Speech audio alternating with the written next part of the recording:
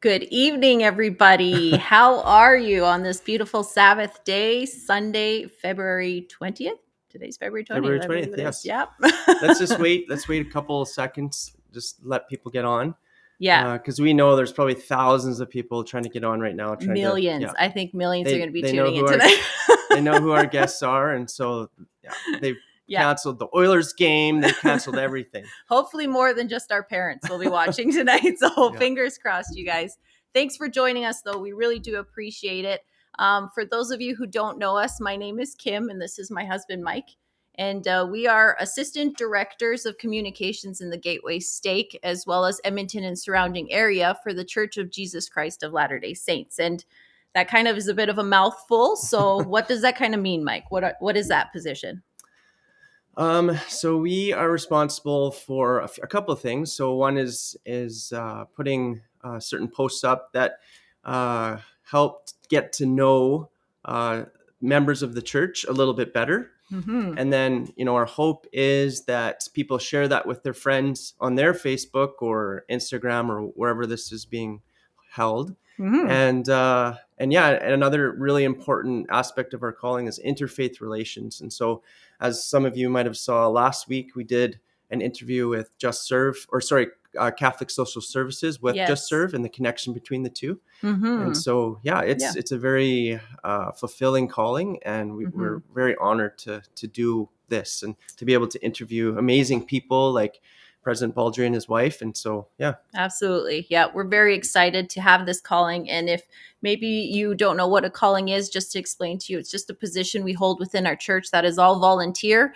And we just love serving pretty much in a nutshell, just like Jesus Christ did. We love to serve. So Thank you for joining us. And tonight is a very special night because we have the Gateway Stake President and his wife, Nathan Baldry and Whitney Baldry. These guys are they are just gems. Honestly, we know them personally as well as in church.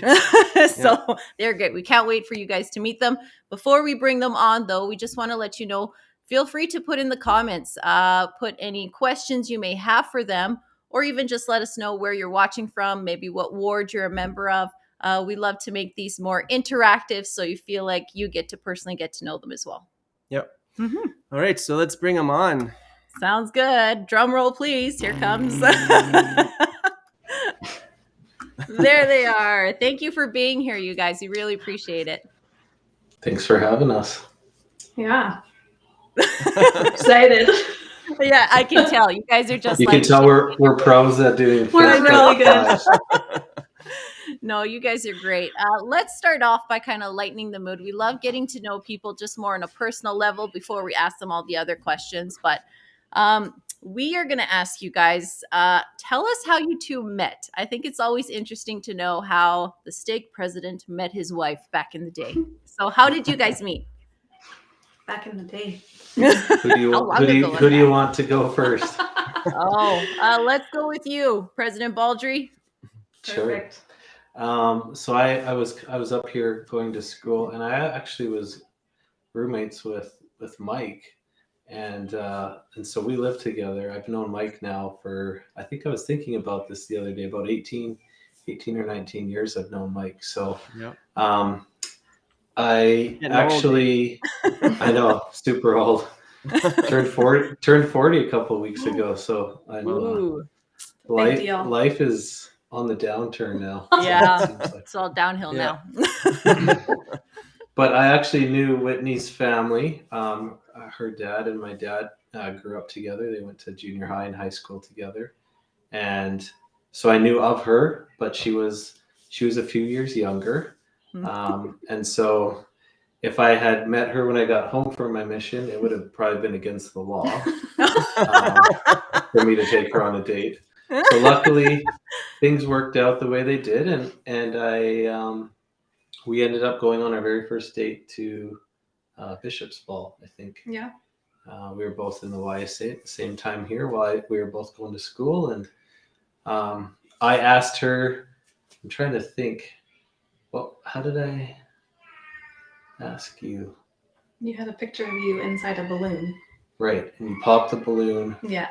And then I had to put something together. That's right. Yeah. Oh, and our very first date, we went. I made dinner with some of our roommates, and then we went dancing. We actually took dance lessons, and that's kind of a First bold date. move on a first date. Yeah. But it worked out. It did okay. And then I wasn't sure if I'd get a return date or not. But our second date, I actually dropped some cookies off at some home teaching families, and she helped me, and then that was kind of it. It progressed. We met in October. We started dating in October, and we were married in May. So Yeah, we met in September, and I knew some of his roommates, and I was at his house. I hadn't actually, our families knew each other, but I hadn't actually met you until this one night we were at his house, and he came home from a work thing.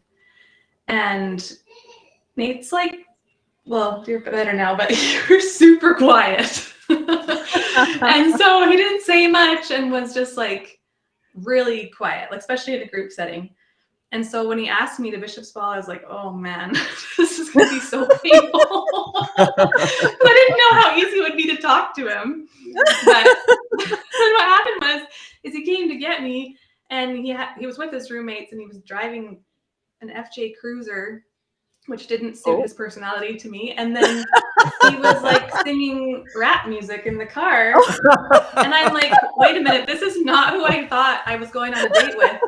So then the whole night I was really kind of taken back, and I wasn't really sure what to think because it was so different than I had expected. Yeah. So then I came home and my roommates were like, well, will you go out with him again? I'm like, I think I would, because I just was so surprised Yeah. at how fun you were. And then our second date was, super fun, and it was just the two of us and just clicked. an interesting story from that group date, though, was I think there was four couples that went, and 3 out of the 4 ended up getting married. So it was kind of Wow. It's magical. Cool. Yeah, that must have been meant to be group date. I love those little like gold nuggets that you just gave us, Whitney, about President Baldry that I never knew, but he left a first impression for sure. Well, he was my roommate, so I knew he was quite the rapper. I taught him a few things. Yeah. I'm sure you did teach him. Yeah, he was. Oh my goodness. There we go. Oh, no. There we Just go. getting there. Oh There my we go. gosh, there's Mike. That's We funny. look so young. Bucks. Look how young you guys Oh, are. and this President Baldry, he's rapping. Wow. You taught him his moves too, it looks like, Mike. Yeah, it does look like it. And this is our little clan, a little fuzzy, but Wow. Yeah. Those are flashbacks for sure. Oh my goodness. That's hilarious. That is funny. That's great. I love it though. That's a great story. And it seemed like, President Baldry just did the right moves, did the right home teaching with cookies. Come on now. Like, Right. I'm like, who is this guy? Just so on the ball. Yeah. Yeah. I love that. You guys are great. Well, let's get into the other questions that we have for you guys. So one of the questions that I know a lot of people really want to know is can you describe to us the journey that led you to become the stake president for the Gateway Stake? Mm-hmm. Like let's go backtrack quite a bit. Some things, flashbacks that led you to where you are today. Wow, that's an interesting question. I've had really, many opportunities to serve, and most of which were way above my pay grade. Definitely felt, overwhelmed and not necessarily ready for those types of callings. But, I'm a testament that the Lord can use imperfect individuals to bring to pass, great things. Not that I'm great, but His work is great. Mm-hmm. And I remember I went in for a Temple Recommend interview when I was in the YSA. And I had that when I met with the stake with President Hershey, Bruce Hershey. He interviewed me, and then I got a call from him a couple days later, and I ended up being called into a secretary position in the Riverbend stake at a younger age, and I just learned from 3 amazing men, President Sam and President Hershey and President Hudson, all of whom I consider to be great friends, and it's all about being around good people that are trying their best. And so I've been blessed to have those experiences in my life. where I've just been surrounded by wonderful individuals who teach and show by example. And so after that, I served in a couple other callings, like in elders quorum presidencies, and then I found myself as a counselor in a bishopric when we moved into the Millwood Stake, with Bishop Higginbotham and Vance Yakuluk as a first counselor, and it was just I think we had way more fun than actual service. They're still two of my good friends, and we just had so much fun. But I just admired them and watched them serve and do these wonderful things. And then I went to the High Council and then back into the bishopric under Bishop McQuay and watched him be a bishop and watched him serve and love. And then President Hardy called me to be a bishop a short while later. And that was an interesting experience for us. We had just had Zoe about six or 7 months. She was old, I think. No, when you got called? Yeah. She was about 10 months old. 10 months. And then 3 weeks later, we found out we were having the twins. And so it just, it brought on a lot of interesting challenges and trials, but blessings and miracles. And I think the biggest thing that we've seen as we've served is amidst the difficult life scenario that maybe has happened, we've just seen how others have come and ministered to us and served us and really lifted our family. That 5-year period of being a bishop, I felt like we were served more than I served the members. And it was wonderful. And then from there, I had a couple months off, it felt like, and then I looked behind me one day at church, and there was the mission president, President Pattison, and then he asked for an interview, and then next thing I knew, I was in the mission presidency, and that was an amazing experience to serve under him and with President Hudson again. And then when President and Sister Cowley came to spend 1.5 years with them was like one of the greatest blessings of my life, being around the missionaries. And then about 1.5 years ago, we had that dreaded phone call to come back and to meet with Elder Nielsen and Elder Jackson and Elder Craig, and then they extended that call to both of us. And that's a neat thing. It's a call that was really extended to us both. It wasn't just to myself. And Whit's she's got the hardest job in the family by far in helping raise these 6 amazing but completely crazy kids. So that's kind of it in a nutshell. I mean, it's been a whirlwind experience, but something we wouldn't trade, because it's really blessed our life. And I can attest to what you said, Nate, just surrounding yourself with good people.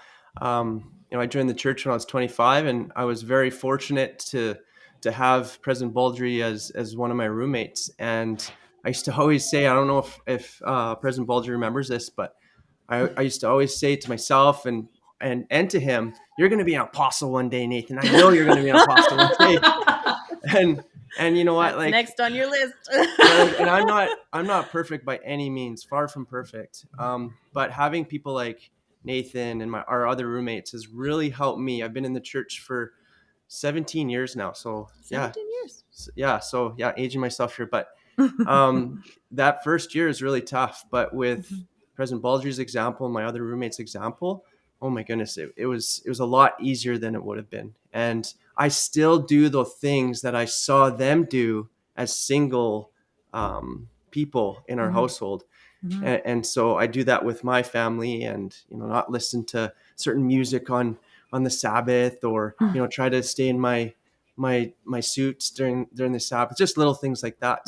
So thank you for being such a great example. And there's I have no doubt that you're in the position you're supposed to be in. So that is an amazing journey that you guys described to us. And we did hear a little bit of the chaos that you described earlier in the background there, which is totally fine. This is real life, you guys. We're coming live to you from our houses. I want to know from Whitney, maybe, what does a typical day look like? Because we know you guys have your hands full. That's for sure.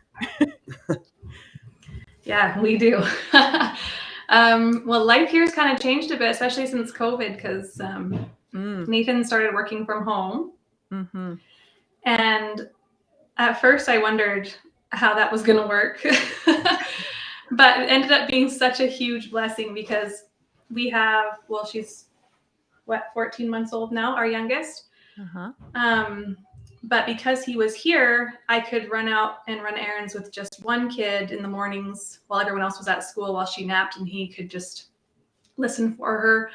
Mm-hmm. Or our son Arthur, he's in kindergarten, and so sometimes if I was out and I was going to be late to get him off the bus, then Nathan could run out there and get him. So that's been a huge blessing for me, and I have felt so much support that way, which has helped me kind of get through the day-to-day. But we've got like he was saying, our oldest is 9, and we have 8-year-old twin girls, and Arthur is 6, and they all go to school. So we get up with them and try to get them to the bus before the bus gets there. So it's touch and go. That's a challenge. Yeah. But they enjoy school, and so that's been a real blessing for us. Our son has Down syndrome, so it's been really cool to send him to school and meet the people that help him so much and support him and teach him, and just watch him learn and grow from that has just been a huge blessing. So he goes in the morning, he comes home and hangs out with us in the afternoon with me and the 2 other little ones, Penelope and Vera. So I try to usually run some errands or get things done that I need to in the morning. And then in the afternoon, I've got the 3 little ones here at home, and we do a lot of dancing, listening to music. Arthur and Penelope, they love music. Yeah. And so we have music on a lot, and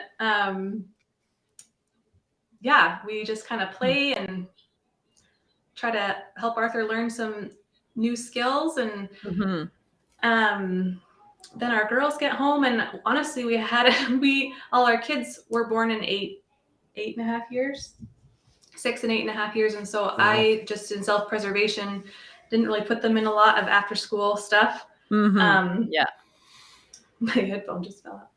But late this year, we finally put them in a few things. And so we actually have 5 of them in a gymnastics program. Arthur gets to go with our twin girls, and they just think it's so fun. So we take them there. We try to do some swimming. We think it's important to teach them to swim. And the older girls take piano lessons. We have this wonderful piano teacher from the Beaumont ward, who also has a son with Down syndrome and is willing to teach Arthur when he gets a little older. So we're excited about that. But it's just honestly, like everyone out there with kids, it's just the day-to-day survival. Yeah. Not a lot happens. I feel like Nate and I feel like we just are ships passing in the night kind of a thing. We try to always go on a date once a week, because otherwise we don't really get to talk to each other. So that's important for us. Because sometimes he's headed to the church, even before 5 p.m. And so it's definitely a bit of a juggling act, but we are learning as we go, and so much opportunity for growth, and learning to be more like our Savior, Jesus Christ. So, Yeah. Thank you for sharing that, because we just want to let people know, these are real families who are sacrificing time with each other because they have these volunteer positions. And as a stake president, it is, I personally don't even know, but from your guys' perspective, hours and upon hours and hours, even I don't know, hundreds of hours, just giving of their time to help other people come closer to Christ. And just, it's nice to show that we can tell people, or just share with people, that everyone juggles, they struggle, but we're still trying to do what's best and serve, right? So thank you for just being honest and letting us know what a day is like, because I think a lot of moms out there feel you for having to do all that you do. So thanks for inspiring us to keep trucking. You're pretty amazing, Sister Baldry. No, so it's good. You do what you got to do. So for our next question, so how has the Lord played a part in where you guys are today? It's a big question. So that's loaded. Yeah. You guys decide who wants to answer that one. Well, I joke around with people sometimes that we, early on in our marriage, we struggled to have kids, and that was obviously an important thing to us to have kids and to be parents, and not everybody's afforded that opportunity to be parents. And so there were some times of struggle and sadness, and we just did everything. Our goal was to just try and do everything we possibly could to do that. And so we went down the medical route, and we tried a bunch of different procedures and different things, and we had lots of support and love from family and friends who prayed and fasted with us for that opportunity and the experience. And I think and where the joking comes in is, there was definitely some promises and commitments that were offered to God on our behalfs. And he's definitely cashed in on a few of those. Yeah. He's held you to it. Yep. You have to be careful what you promise God you're willing to do, because he will take you up on it. But that, I think that has helped us in that sense, in that we really felt like we needed that. Our patriarchal blessings talk about that aspect of our life of being parents and having a family. And so Zoe and the twins are both they're both IVF babies, and then the bottom three are all natural, which miracle babies came at a surprise. And then we didn't learn from him, and Penelope and Vera showed up. So you're like, hello. we just are both huge believers in, the more you give, the more you receive. And so we know that everything that we have, both as a family and spiritually and emotionally and professionally, has all come from our Father in heaven. We know that we would have nothing and be nothing without his grace in our life. And so he has played the biggest part in where we are today, for sure. Yeah, I'm just always amazed at how much our lives have been blessed. Like, it just seems like no matter what we're asked to do or how much time is given, we're given way more than what we have to put in. So I'm grateful for that. I've been able to hold on to the fact that I just know that I'm not left alone, that the Lord is there to help me and Nathan and our family, and people are placed in our lives that have just been huge blessings, because the Lord knew that we'd need them. And I just can't say enough of how I feel like he's just been in everything. And people always joked that it was the bishop's blessing. We kept having all these kids after he became the bishop, and we couldn't for so long. And now we are trying to turn off the blessings. Turn the taps off. But it's amazing.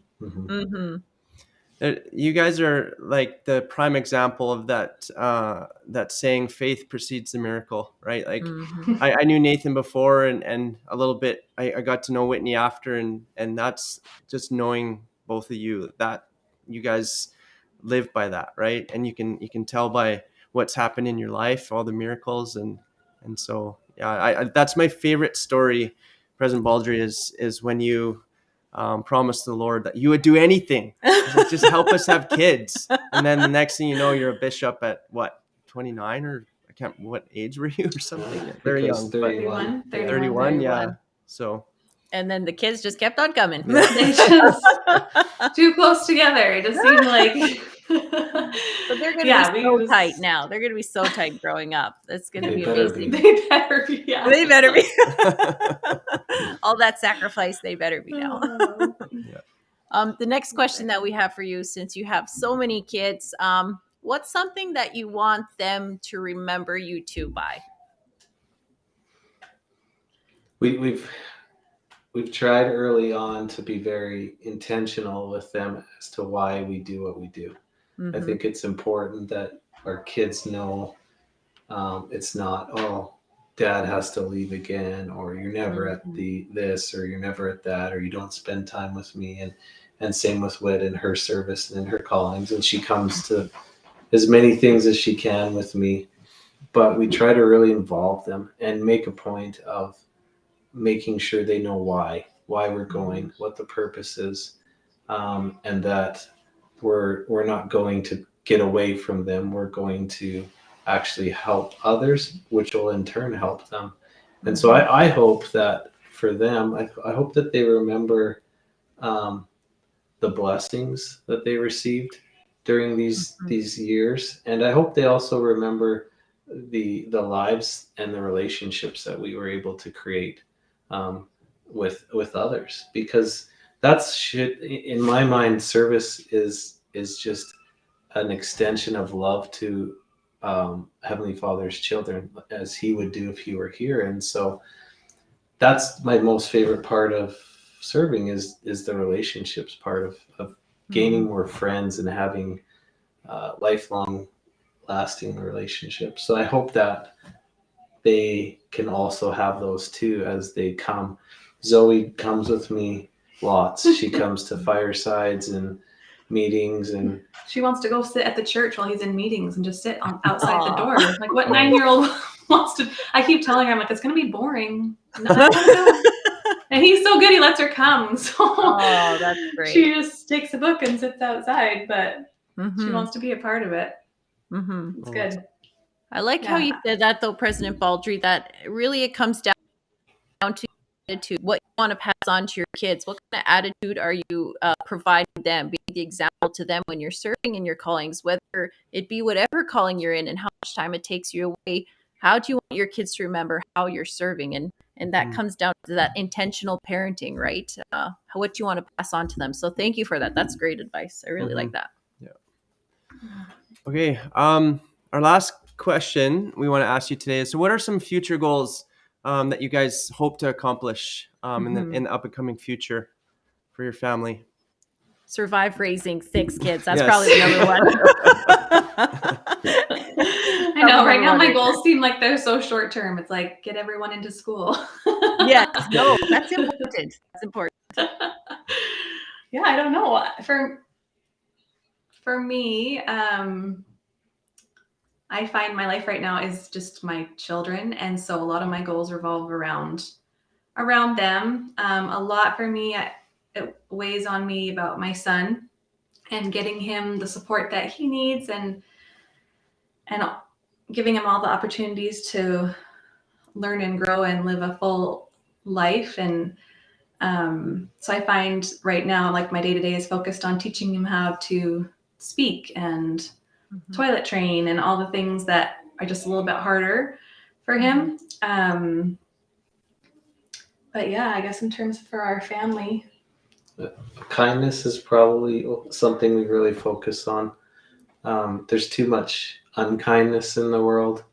We live in a very divisive and kind of toxic world in a lot of ways, and we just don't let that be a conversation piece in our home. When our kids come home and we tell them, and they hear this from me lots, you are each other's best friends. You are never let anyone not be kind to your siblings, and then also for you to be kind to others. And so I think that would, if we could raise kind kids, I think then everything else will work itself out. I think kindness is a scarce commodity right now, and if we could all be a little more kind, I think things would be good. And their mom's the kindest person I know, and so they have a good example in her, and she teaches me that all the time as well. Thanks. I feel like too that one of the things that, life for us hasn't gone according to any plan that we had. Yeah. And like everything about it, it's like plan F, like it just, all the plans never seemed to be what life was. And so I guess for me too, that I want to be able to embrace whatever comes next and be open to the possibilities of what life could bring. In my mind, I always thought that by this point in our lives, we'd kind of be settled and kind of somewhere for the duration of our lives or whatever it might be, have more of a plan, I guess. I've learned not to have a plan. But I think that now I'm realizing that no, like the Lord just uses you if you're willing, and can open doors, and there can be so many opportunities, and there's lots of things we'd love to do with our kids and show them, how blessed they are to live where we live, and that the rest of the world isn't like this. And hopefully instill some gratitude and just move forward, just excited about the future. I think I'm learning to let go of the plan and just walk alongside you. Which is We have- so crucial. Yeah. We have this quote that Sister Whitney put up in our hallway that says, "We're all just walking each other home," and that's really the case. And I'm probably a less planner of a person, and she's more of a planner.